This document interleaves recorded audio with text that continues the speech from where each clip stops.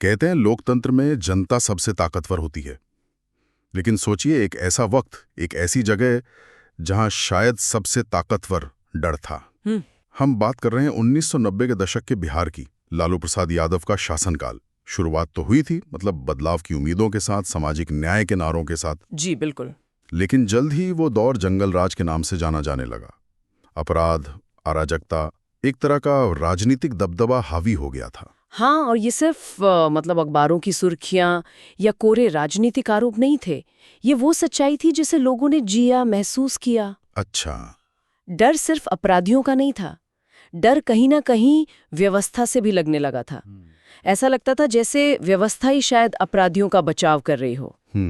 आज हमारे पास जो दस्तावेज हैं वो इसी दौर की दो बेहद परेशान करने वाली घटनाओं पर रोशनी डालते हैं। ये सिर्फ क्राइम स्टोरीज नहीं है। नहीं, बिल्कुल नहीं। ये इस बात के उदाहरण है कि जब कानून का डर खत्म हो जाए और ऊपर से कह सकते हैं कि सत्ता का संरक्षण मिल जाए तो क्या हो सकता है। तो 1990 में लालू प्रसाद यादव मुख्यमंत्री बने। उम्मीदें बहुत थीं, सामाजिक समीकरण बदल रहे थे, पिछड़ों, दलितों में एक नई राजनीतिक चेतना जगी। हाँ, वो तो था। लेकिन जमीनी हकीकत वो कुछ और ही तस्वीर पेश करने लगी, है ना। अपहरण तो जैसे एक इंडस्ट्री बन गया था। राजनीतिक हत्याएं भी आम होने लगी। जी। और कानून व्यवस्था पर लगातार सवाल उठ रहे थे। ऐसा क्यों हो रहा था? क्या मतलब पुलिस फोर्स काफी नहीं थी? देखिए, पुलिस फोर्स की कमी या क्षमता से भी बड़ा मुद्दा शायद राजनीतिक इच्छा शक्ति का था, या कह लीजिए कथित तौर पर पुलिस का राजनीतिकरण हो चुका था। अच्छा। कई रिपोर्ट्स हैं, उस समय के विश्लेषण बताते हैं कि पुलिस पर भारी पॉलिटिकल प्रेशर था। ट्रांसफर पोस्टिंग से लेकर जांच किस दिशा में जाएगी ये तक शायद ऊपर से तय होता था। बाप रे। अदालतों में केस सालों साल चलते थे, गवाह या तो मुकर जाते थे या शायद डरा दिए जाते थे।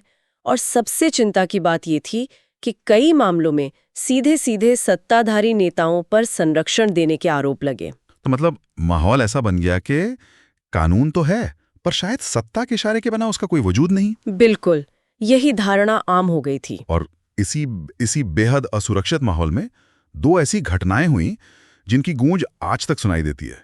ये हमें दिखाती है कि जब सिस्टम चरमरा जाता है तो इंसानियत किस हद तक गिर सकती है। जी। तो चलिए इन दस्तावेजों को खोलते हैं, थोड़ा गहराई से समझते हैं बिहार के उस दौर की इन दो सच्चाइयों को। और ये समझना भी जरूरी है कि जंगल राज सिर्फ अपराधों की गिनती का मामला नहीं था।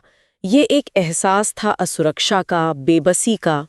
ये वो बैकग्राउंड था जिसमें ये घटनाएं सिर्फ हुई नहीं, बल्कि उन्हें शायद होने दिया गया और बाद में, जैसा कि आरोप लगते हैं, न्याय को दबाने की कोशिशें भी हुई। ये हमें ले चलती है साल 1995 में। ये सत्ता के अहंकार और क्रूरता का एक ऐसा उदाहरण है जिसे सुनकर सच में रूह कांप जाती है। जी, ये मामला जुड़ा है पटना में रहने वाले एक वरिष्ठ आईएएस अधिकारी थे, बीबी बिस्वास। ईमानदार अधिकारी माने जाते थे। उनकी पत्नी थी चित्रा बिस्वास। अच्छा। आरोप ये है कि उस समय के एक बहुत कद्दावर आरजेडी नेता के बेटे मृत्युंजय कुमार यादव अपने कुछ साथियों के साथ उनके सरकारी आवास में जबरन घुस आए। जबरन एक सीनियर आईएएस अधिकारी के घर में? ये तो अपने आप में बहुत बड़ी बात है। बिल्कुल। और मामला सिर्फ घर में घुसने तक ही नहीं रुका। आरोप बहुत ही ज्यादा गंभीर थे। दस्तावेजों और अदालती कार्यवाही के मुताबिक मृत्युंजय और उसके साथियों ने कई दिनों तक चित्रा बिस्वास और घर की दूसरी महिलाओं को बंधक बनाकर रखा। बंधक बनाकर? जी हाँ। और उनके साथ बार बार सामूहिक बलात्कार किया। ये सिर्फ एक यौन हमला नहीं था, ये शायद सत्ता के नशे का, अपनी पहुंच और दबंगई का खुला प्रदर्शन था। कई दिनों तक। और किसी को मतलब कानों कान खबर नहीं हुई या खबर होने नहीं दी गई? यही तो सबसे डरावना पहलू है इसका। कहा जाता है कि परिवार को जान से मारने की धमकियां दी गई थीं। अगर जुबान खोलिए तो पूरा परिवार खत्म कर देंगे। हे भगवान। इस धमकी ने परिवार को पूरी तरह से तोड़ दिया था। डर इतना ज्यादा था कि वो लोग तुरंत पुलिस में शिकायत दर्ज कराने की हिम्मत भी नहीं जुटा पाए। तो ये दिखाता है कि अपराधियों को सिस्टम का कोई खौफ ही नहीं था। बिल्कुल नहीं था। लेकिन इस मामले में जो सबसे ज्यादा झकझोर देती है वो चित्रा विश्वास का बाद में कोर्ट में दिया गया बयान है। हाँ, वो बयान वो दिल दहला देने वाला है सच में। चित्रा बिस्वास ने अदालत को बताया कि इस भयानक हादसे के बाद उन्हें लगातार ये डर सता रहा था कि कहीं वो गर्भवती न हो जाए। ओह। और इस डर के मारे उन्हें जबरन अपना स्टेरिलाइजेशन करवाना पड़ा, मतलब बांझपन का ऑपरेशन। क्या? मतलब जी, सोचिए, एक पीड़ित न्याय पाने के बजाय अपने शरीर को बदलने पर मजबूर हो गई, सिर्फ उस हादसे के एक संभावित परिणाम के डर से।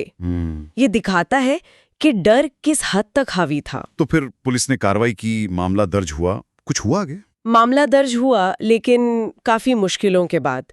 शायद कुछ मीडिया में बात आई, उसके बाद थोड़ा दबाव बना, जांच भी शुरू हुई, केस अदालत तक भी पहुंचा, लेकिन न्याय की रफ्तार बहुत धीमी थी।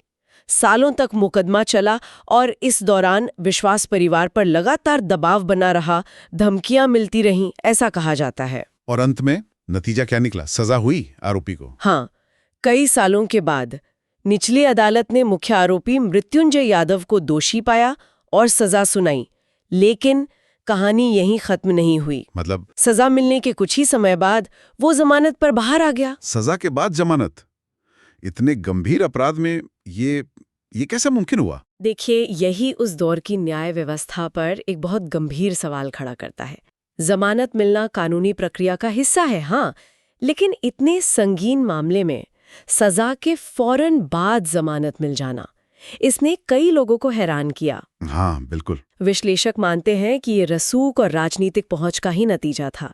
ये केस एक तरह से प्रतीक बन गया इस बात का कि कैसे अपराधी सजा पाकर भी सिस्टम की कमजोरियों का फायदा उठाकर आजाद घूम सकते थे, जबकि पीड़ित वो डर के साए में जीने को मजबूर थे। सत्ता का संरक्षण न्याय प्रक्रिया को कैसे बेमानी बना सकता है, ये उसका एक बहुत ही क्रूर उदाहरण है। तो वाकई ये घटना सिर्फ एक अपराध नहीं, ये तो पूरी व्यवस्था के फेल होने की कहानी जगती है। जी। अब चलते हैं कुछ साल आगे। 1999 में एक और घटना जो शायद और भी ज्यादा रहस्यमयी और परेशान करने वाली है, और इसकी आंच सीधे सत्ता के गलियारों तक पहुंचती है। जी हाँ, ये घटना है पटना शहर की ही।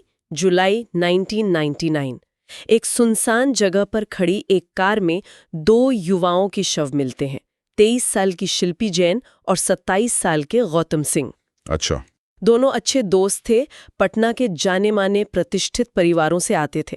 शव मिले किन हालात में? क्या कोई हादसा था ये? शुरुआती तौर पर कोशिश तो हुई इसे हादसा या आत्महत्या दिखाने की, लेकिन हालात वो कुछ और ही कहानी कह रहे थे। दोनों के शव लगभग नग्न अवस्था में थे और उनके शरीर पर जोर जबरदस्ती के निशान भी पाए गए। मामला तब और संगीन हो गया जब पोस्टमार्टम रिपोर्ट सामने आई। पोस्टमार्टम रिपोर्ट में क्या था? उसने क्या बताया? पोस्टमार्टम रिपोर्ट ने तो केस की दिशा ही बदल दी। रिपोर्ट में साफ तौर पर कहा गया कि शिल्पी जैन के शरीर में एक से ज्यादा पुरुषों का वीर्य पाया गया है। क्या कह रही हैं? जी, इससे गैंगरेप की पुष्टि हुई। साथ ही मौत का कारण गला घोटना या जहर देना बताया गया। गौतम सिंह की मौत भी संदिग्ध परिस्थितियों में हुई थी। मतलब साफ था कि ये आत्महत्या या हादसा नहीं था। बिल्कुल नहीं, ये एक बर्बर दोहरा हत्याकांड था जिसमें गैंगरेप भी शामिल था। और इस मामले की सबसे विस्फोटक कड़ी क्या थी? वो कौन सी बात थी जिसने इसे बिहार ही नहीं पूरे देश में चर्चा का विषय बना दिया था? वो थी वो जगह जहां माना जा रहा था कि ये अपराध हुआ। जांच में ये बात सामने आई कि घटना से पहले शिल्पी और गौतम को आखिरी बार जिस सरकारी फ्लैट मतलब क्वार्टर के आसपास देखा गया था और जहां शायद ये वारदात हुई, वो क्वार्टर उस समय के सबसे प्रभावशाली लोगों में से एक लालू प्रसाद यादव के साले साधु यादव को आवंटित था। साधु यादव यानी मुख्यमंत्री के परिवार का सदस्य? हाँ, और साधु यादव उस समय बिहार की राजनीति में एक बेहद ताकतवर नाम थे। जैसे ही उनका नाम इस केस से जुड़ा, मामला तो पेचीदा हो गया होगा। बहुत ज्यादा। पूरे मामले पर जबरदस्त राजनीतिक दबाव आ गया। शक की सुई सीधे साधु यादव और उनके करीबियों की तरफ घूम रही थी। परिवार वाले, मीडिया सब लगातार सवाल उठा रहे थे। तो फिर जांच कैसे आगे बढ़ी? सीबीआई को दिया गया मामला? क्या साधु यादव से पूछताछ हुई? जी, मामले की गंभीरता को देखते हुए केस सीबीआई को सौंपा गया। सीबीआई ने जांच शुरू भी की और परिस्थितिजन्य साक्ष्य जो थे वो साधु यादव की तरफ इशारा कर रहे थे। अच्छा। जी, जांच को एक निर्णायक मोड़ देने के लिए सीबीआई ने साधु यादव का डीएनए टेस्ट कराने की मांग की ताकि घटनास्थल से जो सैंपल्स मिले थे उनसे मिलान किया जा सके। ठीक है, ये तो लॉजिकल कदम था। तो उन्होंने डीएनए टेस्ट करवाया? नहीं, साधु यादव ने डीएनए टेस्ट देने से साफ इनकार कर दिया। इनकार कर दिया सीबीआई को? जी हाँ, ये एक बहुत बड़ा टर्निंग पॉइंट था। सोचिए, एक केंद्रीय जांच एजेंसी देश के इतने बड़े नेता के रिश्तेदार से जांच के लिए सैंपल मांग रही है और वो खुले आम मना कर देता है। ये तो उनके रसूख और सिस्टम पर उनकी पकड़ को दिखाता है। बिल्कुल, उनके इनकार ने शक को और गहरा कर दिया, लेकिन जांच वो एक तरह से वहीं थम सी गई। तो फिर सीबीआई ने क्या निष्कर्ष निकाला? अगर मुख्य कड़ी ही जांच में सहयोग ना करे तो सच सामने कैसे आएगा? यही इस केस की सबसे बड़ी त्रासदी है। परिवार लगातार न्याय की गुहार लगाता रहा, मीडिया में मामला गरमाया रहा, लेकिन धीरे धीरे सब ठंडा पड़ गया।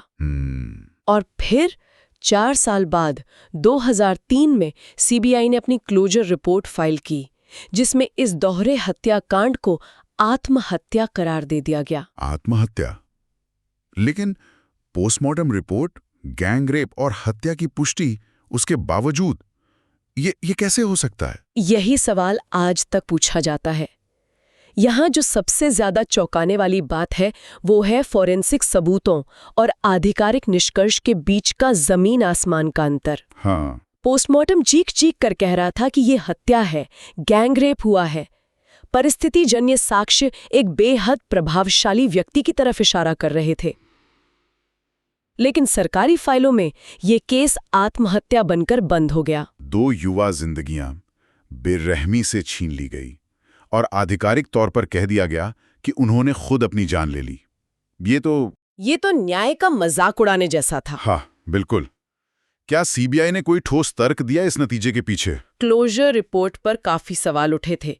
कई लोगों ने माना कि ये सबूतों पर आधारित निष्कर्ष कम और शायद राजनीतिक दबाव का नतीजा ज्यादा था।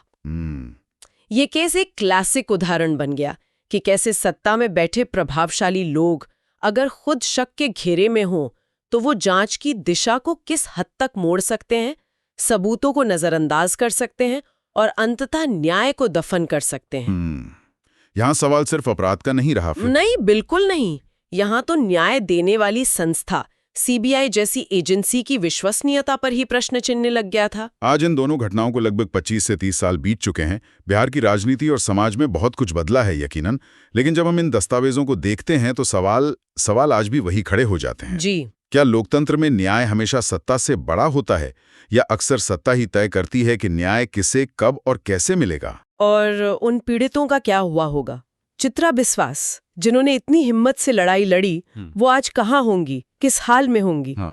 शिल्पी जैन और गौतम सिंह, परिवार, जिन्होंने पहले अपने बच्चों को खोया और फिर शायद न्याय को भी मरते देखा, क्या उन्हें कभी अपने सवालों के जवाब मिले होंगे? ये सवाल सिर्फ उनके नहीं है। नहीं, ये हमारे समाज के हैं, हमारी व्यवस्था के हैं। बिल्कुल। वो जंगल राज का दौर शायद कागजों पर खत्म हो गया हो, नई सरकारें आई, कानून व्यवस्था में सुधार के दावे भी हुए, लेकिन इन घटनाओं ने जो जख्म दिए, जो भरोसे को तोड़ा, उसका दर्द शायद आज भी महसूस किया जा सकता है। हाँ, बिल्कुल। ये सिर्फ अतीत के दर्दनाक कहानियां नहीं हैं, ये चेतावनियां हैं। चेतावनियां? जी, ये हमें याद दिलाती हैं कि जब राजनीति और अपराध का गठजोड़ होता है, जब सत्ता निरंकुश हो जाती है और संस्थाएं कमजोर पड़ जाती हैं, तो न्याय सिर्फ एक शब्द बनकर रह जाता है। और पीड़ितों के लिए एक क्रूर मजाक। हाँ, और लोकतंत्र की आत्मा वो घायल हो जाती है। तो इन दस्तावेज़ों से जो सबक हम ले सकते हैं वो शायद यही है कि एक स्वस्थ लोकतंत्र के लिए संस्थाओं की मजबूती, उनकी पारदर्शिता, उनकी जवाबदेही, ये कितनी ज़रूरी है। और ये सवाल हम सबके लिए है, सिर्फ बिहार या उस दौर के लिए नहीं।